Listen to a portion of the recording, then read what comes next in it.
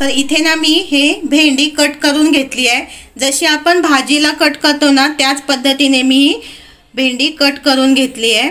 आणि याच्यामध्ये ना मी अर्धा चमचा मीठ घालून ठेवलं होतं। आता मी या भांड्यामध्ये 4 चमचे बेसन घेणार आहे।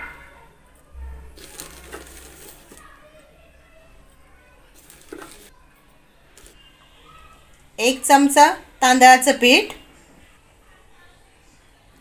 चवीप्रमाणे मीठ, कारण आपण भेंडीमध्ये पण मीठ घातलेलं आहे। थोडीशी हळद, 1 चमचा रेड चिली पावडर आहे ना। आता हे मी सुक्क पहिलं सगळं मिक्स करून घेणार आहे। आता आपण याच्यामध्ये थोडं थोडं करून पाणी घालायचं आहे, जास्त पाणी घालायचं नाहीये। तर आता इथे ना आपलं हे सगळं मिक्स करून झालेलं आहे आणि एका साइडला मी कढई मध्ये तेल घालून गरम करत ठेवलेलं आहे। तर आता याच्यामध्ये ना मी हे भेंडी जी कापून घेतली आहे ना ती मी याच्यामध्ये घालणार आहे। थोडी थोडी घालणार आहे, एकदम जास्त घालणार नाहीये।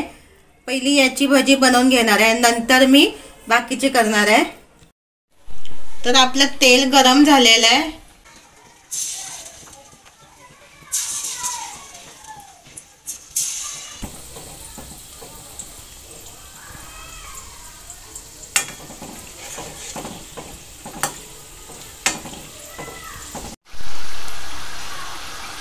आता इथे ना आपली ही भेंडीची भजी ना तयार झाली आहे। तुम्हाला मी इथे दाखवते काढून। हे बघा, खूप छान अशी कुरकुरीत अशी ही आपली भेंडीची भजी तयार झाली आहे।